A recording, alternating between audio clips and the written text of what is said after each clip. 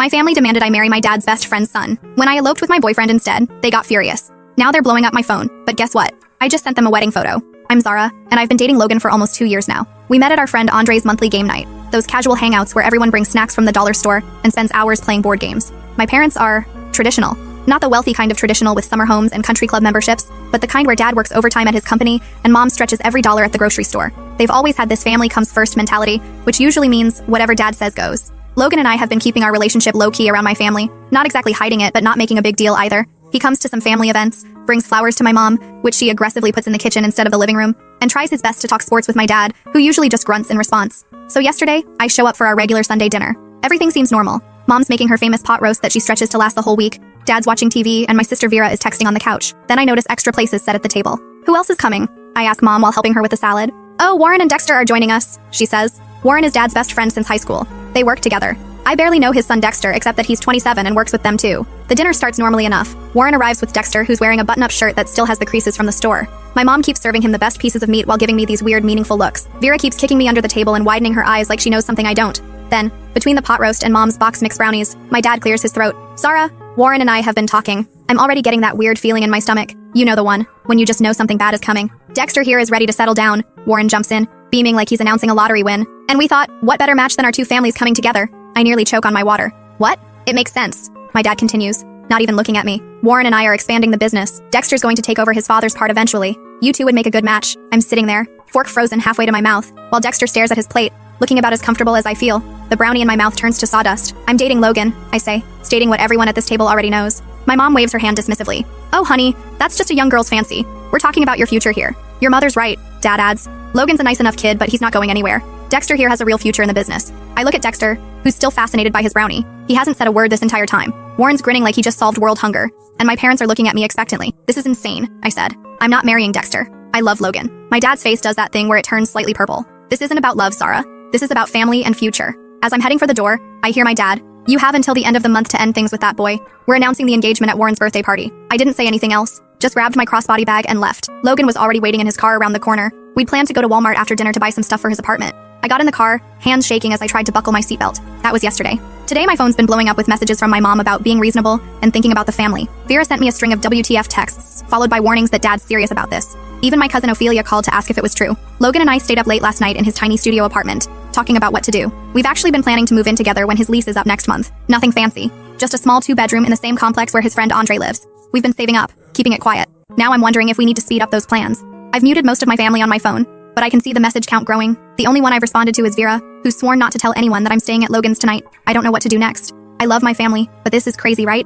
Like, it's 2024, not 1825. Who even does arranged marriages anymore? Especially over something as mundane as a business? I need advice. Logan's being supportive but says it's my decision to make. I just know I'm not marrying Dexter, no matter what kind of future my dad thinks it'll give me. First update. First, thank you all for the overwhelming support on my last post. It's been 2 weeks since that surreal Sunday dinner, and I'm writing this from Logan's couch at 1 a.m., stress eating dollar store cookies and trying to process how everything spiraled so quickly. Our water heater just broke, and the landlord isn't responding to texts. So this seems like the perfect time to update you all while waiting for the kettle to heat water for a shower in the sink. The day after my last post, I waited until my parents would be at work and went home to grab some essentials. I thought I'd be in and out, but Vera was homesick from her community college classes. Between shoving clothes into my duffel bag, she filled me in on what I'd missed. Turns out this whole situation is way messier than I thought. The truth came out in pieces. Warren's business is struggling badly. Dad's been stressed about money too, evident from the kitchen faucet that's been dripping for months. This arranged marriage wasn't just some random traditional values thing. It's about combining the businesses. They want to use my dad's contracts to keep Warren's company from going under. Real romantic, right? Things got even more complicated when I discovered my parents had already put down a non-refundable deposit on a wedding venue. They'd booked it for Warren's birthday party, but apparently signed it as an engagement celebration. My mom's been showing the contract to everyone as proof that I can't back out now. The venue is some fancy converted barn that probably costs more than I make in 3 months. The next few days brought a constant stream of missed calls and emotional messages. My cousin Ophelia dropped by Logan's with some winter clothes she'd borrowed and shared that my mom's been calling everyone in the family crying about how I'm throwing my life away. The family gossip mill is working overtime. Apparently, Dexter still lives in his parents' basement and spends most of his time playing Fortnite. What a catch I'm missing out on. Work hasn't been much better. My manager coincidentally cut my hours after my mom called the store crying about her troubled daughter. I'm now scrambling to pick up shift swaps just to make rent. Logan's dealing with his own issues. His car failed inspection, and the repairs would cost more than the car's worth. Our living situation is challenging. Logan's studio apartment wasn't meant for 2 people. We're stepping over each other constantly, and his downstairs neighbor keeps complaining about extra noise to the landlord. The bathroom sink is currently holding my entire skincare routine because there's literally nowhere else to put it. Last night, I found my mascara in the kitchen cupboard next to the ramen noodles. That's the level of organization we're working with here. The financial strain is getting real. Between reduced hours at work and unexpected expenses, who knew moving would require so many random purchases? We're both feeling the squeeze. I've started selling clothes on Poshmark just to build up some savings. Logan's been picking up odd jobs on TaskRabbit, but it's barely covering the basics. We've become experts at stretching groceries. Rice and beans have become close friends. The situation hit a new low when I ran into my parents at Walmart while discount shopping. What followed was a scene straight out of a bad drama. Tears in the cereal aisle, accusations about family loyalty, and vague threats about Warren selling to some big corporation. We just grabbed our essentials and left, but not before Mom noticed the generic brand items in our cart and started crying harder about how I deserve better than this life. Today's fresh hell involved discovering that my parents had apparently been saving for my wedding since I was born. Mom sent photos of the wedding fund passbook, a not-so-subtle reminder of what I'm throwing away. The guilt trip came with a side of childhood photos and a screenshot of current wedding venue prices. To make matters worse, our planned apartment fell through. The landlord decided to rent to his nephew instead, so we're back to square one. Logan's lease expires in 2 weeks, and finding an affordable place is proving harder than expected. His friend Andre offered us his spare room temporarily, but accepting feels like admitting defeat, especially since Andre lives in his parents' garage conversion, and his mom still does his laundry. Logan's been incredibly supportive, but I can tell this is wearing on him too. Yesterday, I found him staring at ramen packages with this defeated look that broke my heart a little. The extended family's involvement is the worst part. My phone's constantly buzzing with messages from relatives I barely see, all experts on why I'm making a huge mistake. Vera keeps me updated on the home front. Apparently Dad's now talking about writing me out of his will, which would be more threatening if there was anything to inherit. When I catch myself wavering, I look at Logan, maybe playing Wordle on his phone, or doing that thing where he hums while washing dishes, and I know I can't give in. We're not some business merger assets. This is our lives, even if right now those lives involve sharing a single bath towel, because we forgot to grab mine during the Great Escape. For now, we're taking it day by day. Apartment hunting during lunch breaks, blocking new numbers as they pop up, and trying to figure out our next move. At least we have each other, even if our current date nights consist of comparing rental listings over microwave ramen. Second update. Hey Reddit. Some of you might remember me from my previous post about my parents trying to arrange my marriage to my dad's best friend's son, Dexter. Well, a lot has happened in the past week, and I'm writing this from a 45-night motel room while eating leftover pizza and still wearing my $30 Amazon dress. It wasn't exactly the wedding I dreamed about as a kid, but honestly, it was perfect in its own weird way. The decision to elope came after finding out my parents had started sending out pre-engagement party invitations to that fancy barn venue they booked. My sister Vera sent me a photo of the invitation. They'd even picked out my future married name and everything. That was the final straw. Logan and I had been talking about marriage anyway, especially since we've been living together for the past few weeks. One night, while sharing a bowl of microwave mac and cheese and watching our neighbor's cat through the window, we've named her Princess even though she's not ours. We just looked at each other and knew. We planned it for a random Tuesday. Not because it was special, but because we both managed to get the day off work, and the courthouse had an opening. Andre, Logan's friend, not my dad's, agreed to be our witness. I bought a simple white dress from Amazon that honestly looked better in the photos, and Logan wore his one good button-down shirt, the one without any wrinkles. The morning of, everything that could go wrong did. The zipper on my dress got stuck. Logan's car made that weird noise again and wouldn't start. We had to take an Uber to the courthouse, splitting the fare 3 ways with Andre because we're all broke. The driver kept asking why we were dressed up, and we just said we had a court appointment. Technically true, right? The ceremony itself took maybe 10 minutes. The clerk was eating her lunch while processing our paperwork, and there was a guy in the corner frantically filling out jury duty forms. Not exactly romantic, but we couldn't stop grinning like idiots. Andre took photos on his phone. Most of them are blurry, but there's one good one where Logan and I are just looking at each other and laughing because I almost dropped the $12 ring we got. We celebrated at the diner around the corner, split a plate of fries and a milkshake because that's what was left in our wedding budget. Andre insisted on paying for his own coffee, saying it was his wedding gift to us. The waitress gave us free pie when she found out we'd just gotten married. First bit of wedding luck we'd had all day. Then came the hard part, telling people. We decided to do it through a simple Instagram post. Just that one good photo Andre took with a casual caption. So, we did a thing. The first response was from Ophelia, just a string of heart emojis. Then Vera called, simultaneously laughing and crying. She was happy for us but worried about the fallout. Which, well, she was right to be. My mom saw the post while at the grocery store. I know this because she called me from the parking lot, sobbing so hard the cart attendant asked if she needed help. She kept saying things about how she'd never be able to show her face at church again. How could I do this to the family? What about the venue deposit? Dad's reaction came through Vera. Apparently he threw his phone across the room when he saw the post. Warren, his best friend, immediately drove over to their house. Dexter surprisingly liked our Instagram post and even commented congratulations,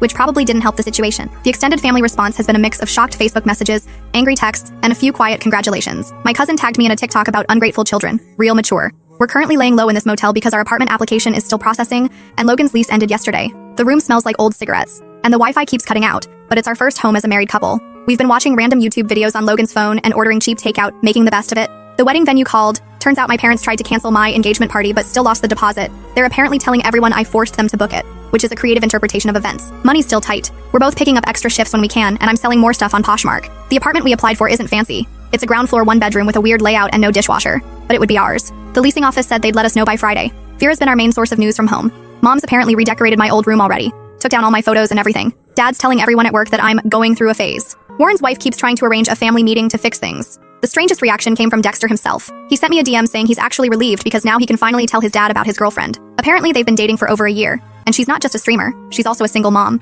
Warren would definitely not approve. Logan and I are taking it day by day. Sometimes I wake up panicking about everything we've done, but then Logan makes me laugh by trying to cook ramen in our motel room's coffee maker, and I remember why I chose this. It's not perfect, but it's ours. Third update. Sometimes truth comes in the most unexpected ways. In my case, it came through a stack of water-damaged papers I found while helping Vera clean out our flooded basement after last week's storm. The basement incident happened when Vera called asking for help. Mom and Dad were at some church fundraiser, and she was panicking about water seeping in. Logan and I drove over to help save what we could. While moving boxes to higher ground, I found Dad's old filing cabinet had tipped over. Papers everywhere, mostly soaked. As we were sorting through what could be saved, I found something interesting. Loan documents. Lots of them. All with Warren's signature, and my dad as guarantor. The dates went back years. Small loans at first, then bigger ones. The most recent was from just before this whole marriage mess started. Some had red final notice stamps. Others had payment schedules with missed check marks. It was like looking at a timeline of Warren's business slowly sinking. But here's where it gets weird. Mixed in with the loan papers were emails printed out between Dad and some big development company. They were interested in buying both businesses, Dad's and Warren's, but only if they came as a package deal. The offer was actually decent. Enough to clear all the debts, and then some. The catch? They wanted proof of stable succession planning. Basically, they weren't buying unless they knew the businesses would stay together long term. That's where Dexter and I came in. The perfect solution to show the businesses would be family-run for years to come. While we were still processing this, Vera found more papers. Turns out Warren had been hiding how bad things were from everyone, including his wife. He'd mortgaged their house twice without telling her. My dad had co-signed everything, probably thinking Warren would turn things around eventually. The real kicker? A draft of a contract dated just before the whole marriage proposal thing. Warren had already started selling off equipment to cover payments. Dad was about to lose everything he'd built up over 20 years because he'd trusted his best friend. I took photos of everything before the water could destroy them completely. Sent them to Dexter too. He deserved to know. His response was just, well, that explains the rush. Apparently his dad had been pushing him to settle down for months, even tried to break him up with his girlfriend. The next day, Ophelia came over to our apartment, bringing housewarming ramen because that's our thing now. She had more tea. Warren's wife found out about the second mortgage and has moved in with her sister. Dexter finally told everyone about his girlfriend and her kid and moved in with them. Warren's staying with his brother, supposedly to give her space, but probably because she changed the locks. Dad still won't talk to me directly, but he's been asking Vera weird questions about my new place, if I'm eating enough, that kind of thing. Mom switched from angry Facebook posts to sharing missing my daughter memes, which is progress, I guess. Yesterday I got a text from Warren. Just, I'm sorry. I haven't responded yet. Not sure I will. Logan's been amazing through all this. He doesn't say much about it, just holds me when I need it and makes terrible jokes when I get too serious. Last night he tried to lighten the mood by suggesting we could start our own business. But like, something simple, maybe selling those little hats for cats online? We're doing okay. The apartment's slowly coming together. Found a real bed frame on Facebook Marketplace yesterday. Our upstairs neighbor's kid practices trumpet at 7 a.m. every day, but we're getting used to it. I'm picking up extra shifts at work, and Logan started doing food delivery on weekends. It's not glamorous, but the bills are getting paid. Vera says Dad's been in his garage a lot lately, probably trying to figure out what to do next. The development company pulled their offer when the merger fell through. She overheard Mom telling her friend on the phone that they might have to sell the house, the one they've lived in since before I was born. Part of me feels guilty, even though I know none of this is really my fault. Another part is angry that they tried to use my life to fix their business problems. Mostly, I'm just tired of the whole thing. Last update. I wasn't planning on posting again, but I just had the most surreal Thanksgiving experience, and I thought you all might want to know how things turned out after the whole arranged marriage drama. First off, Logan and I are still in our tiny apartment. We finally got a real bed frame. Goodbye, air mattress. And the neighbor's kid has moved on from trumpet to drums. Progress? The upside is we found out our other neighbor works at a furniture outlet, so we got a slightly damaged couch for practically nothing. It has a weird stain that kind of looks like Danny DeVito if you squint, but it's comfortable. The biggest change happened about 2 months ago. Mom started sending these weird thinking of you texts, usually late at night when she was watching those crying videos on Facebook. Then she asked if we could meet for coffee. I agreed, mostly because I was tired of dodging her at the grocery store. We met at that diner where Logan and I had our wedding reception. She cried into her coffee, I awkwardly stirred my tea, and somehow we ended up having an actual conversation. Turns out Dad's business survived. Barely. They had to downsize, sell some equipment, and move to a smaller office, but they're managing. Warren's company wasn't so lucky. Speaking of Warren, he and his wife are officially separated. She got the house in the end. Remember those secret mortgages? He's still living with his brother, who apparently has started charging him rent. Dexter's doing surprisingly well. He moved in with his girlfriend and her kid, started streaming on Twitch himself, and actually makes decent money doing it. His mom told my mom he seems happier than he's been in years.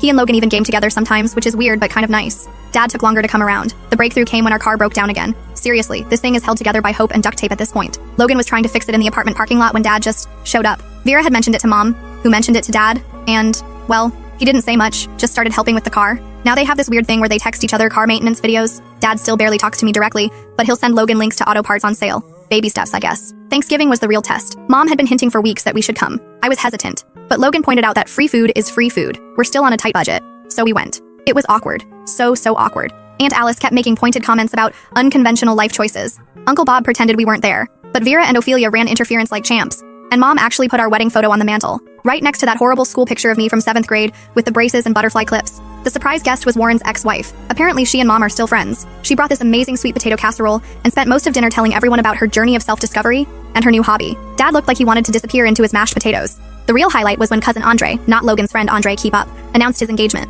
Everyone immediately started planning this huge wedding, talking about venues and flowers and whatnot. Mom caught my eye across the table and actually winked. Progress. Our apartment is still small, but we've made it home. The ring finally turned my finger green, but I kind of like it.